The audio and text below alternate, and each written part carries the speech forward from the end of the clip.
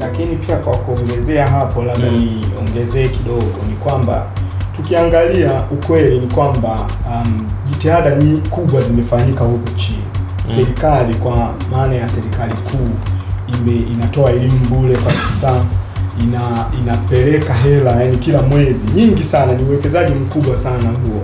Lakini inafanyika hiyo kuanzia shule ya msingi mpaka sekondari. Lakini pia hata elimu ya juu kuna bilioni nyingi tu za fedha zinapelekwa kuwagharamia hawa. Sasa tunajiuliza sasa, nini hawa wako tayari kuzitumia hizo bilioni ili baadaye warudi wakiwa vizuri?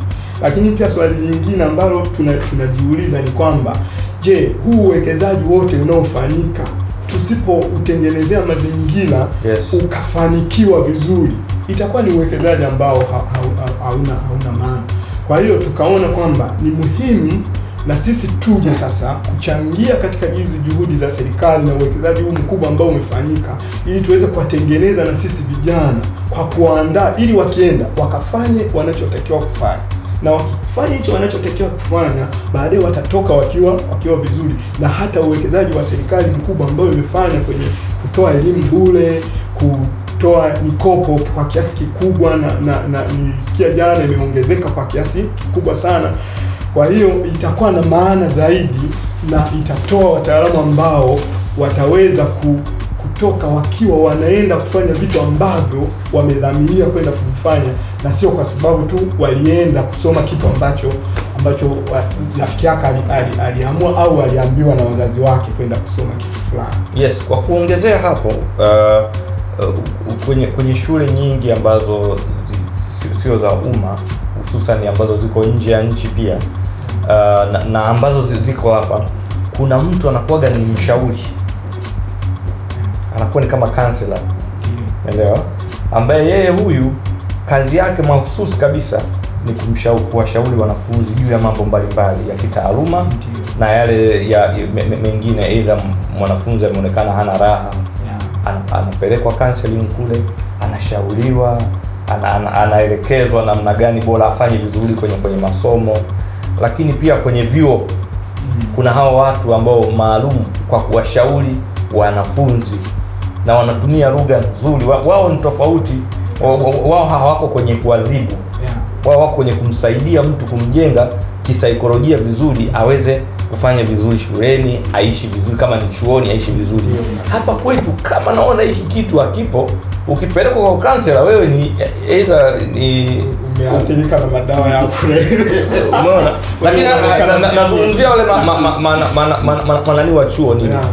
Yaani ukipelekwa ofisi ya VC, na maana wewe labda utapata suspension au ndio tayari wewe chuo hamna tena, umefukuzwa, umekuwa expelled. Nyinyi mnakuja kukava hilo gap, si ndio?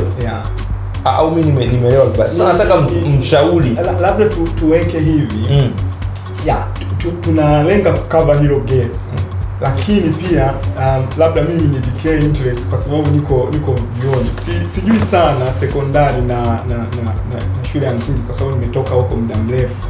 Lakini kwa chuoni kawaida wapo washauri.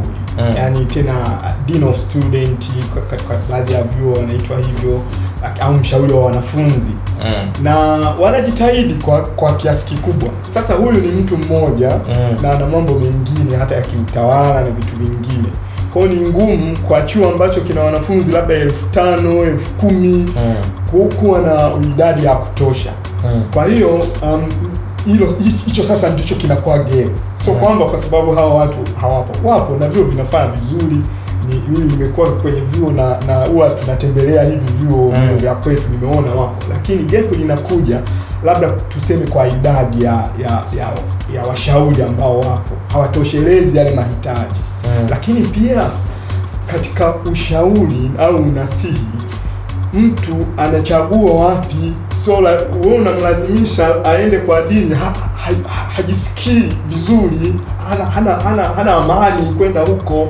Lakini pia huyu yuko kwenye mfumo wa nini, wa uongozi, mfumo wa uendeshaji. Pengine angependa kusema mambo yake mengine ambaye asingependa yasikike katika huu mfumo.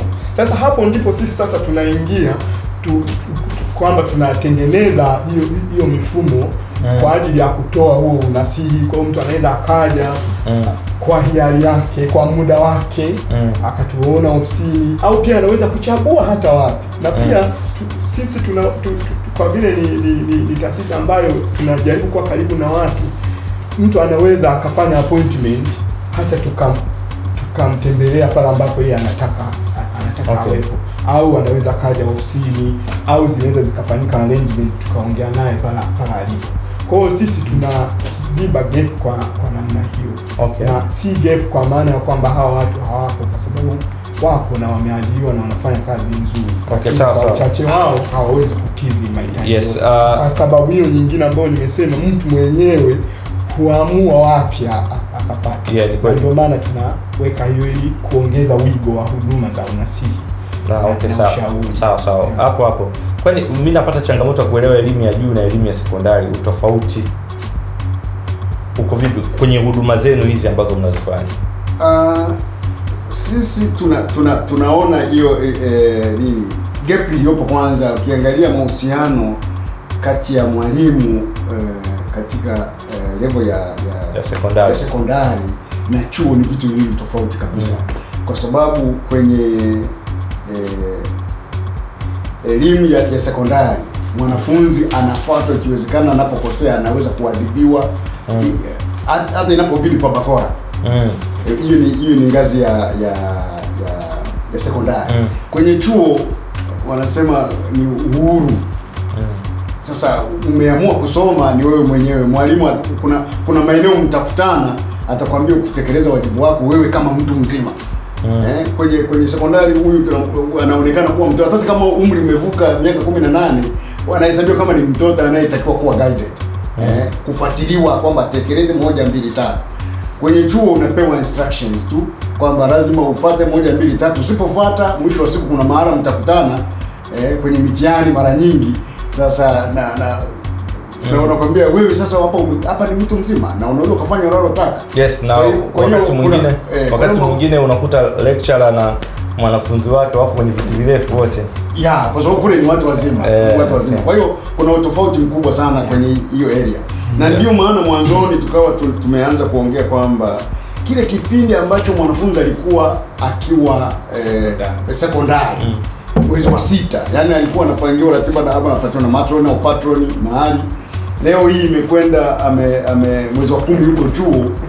Sasa yuko huru kukutana na watu wazima, wanaweza akafanya maamuzi. Tunaona hicho kipindi ni kigumu, ni kifupi sana kiasi kwamba mwanafunzi anaweza akawa na confusion. Akafikiri kwamba yuko sekondari, lakini huko anaambiwa kwamba tayari ni mtu mzima afanye anachotaka. Kwa hiyo hayo maandalizi yanayokosekana ndio kidogo ambayo sisi tunajaribu hapa maandalizi. Pia kwa kuongeza, utofauti mwingine uliopo ni yale mazingira ya kujifunzia na mbinu za ufundishaji. Huku sekondari mwalimu atakuja, ataandika notes, atatoa notes, watu anakagua notes. Lakini huku mwalimu anakuja, anaongea tu. Anaweza kaandika maneno mawili matatu au key points tu au heading tu ya siku hiyo. Akaongea, akaondoka. Sasa kama ukutake notes wewe juu yako. Sasa mwanafunzi aliyetoka sekondari bila kuandaliwa hapa katikati, anakuja sasa haelewi chochote. Na hicho ndio sasa sisi tunataka kufanya. Wajue hicho kabla ya kwenda, kwa sababu mara nyingi wakifika chuo wanaanza kula raha, kufurahia maisha. Kuna uhuru pia mwingi. Wanakula raha, wanafurahia maisha. Kumbe muda unaenda.